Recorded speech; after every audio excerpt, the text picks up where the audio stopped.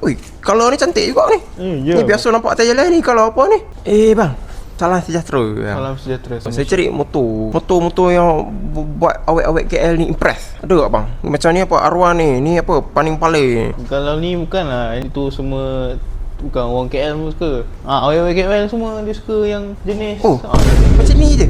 SC, Y. Awet-awet KL suka macam ni je. Ya betul. Dia tak suka macam motor-motor besar ni, kepala besar, kepala tak ada, pak ni. itu Selangor je. Ni orang. Awet KL semua suka.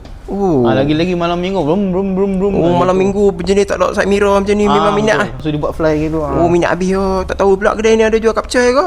Yang ini punya bajet tadi datang, lepas tu boleh beli ni dalam 40-50 biji. Tak ada sore tapi dah ada LOD lah, dapat LOD dah. Ui, kalau ni cantik juga ni. Ni biasa nampak atas jalan ni kalau apa ni. Ini color yang SE punya. SE Special edition. Special. Yang lain punya dia tak dapat bakul. Ni dapat bakul sekali. Ni dapat bakul. Kalau yang biasa punya tak dapat bakul sekali. Sekarang beli motor tak dapat bakul dah nah. Kemalangannya teramatlah sedih. 1500 ZR ni. Padu ni. Patutlah awet-awet KL suka. Dia siap boleh fly boleh fly Superman lah. Tapi dah kalau bawa berdua tak boleh Superman lah. Boleh duduk pun. LC okey kau ni LC apa nama? Tak weight tak kawan. Tak weight tak kawan.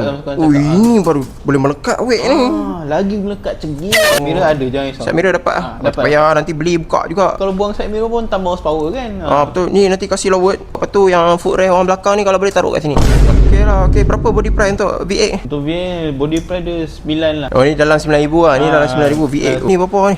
Kalau ini dah 10 lah. Ni dah 10 tambah 1,000 je. Okey lah, bak main lah arwah tu.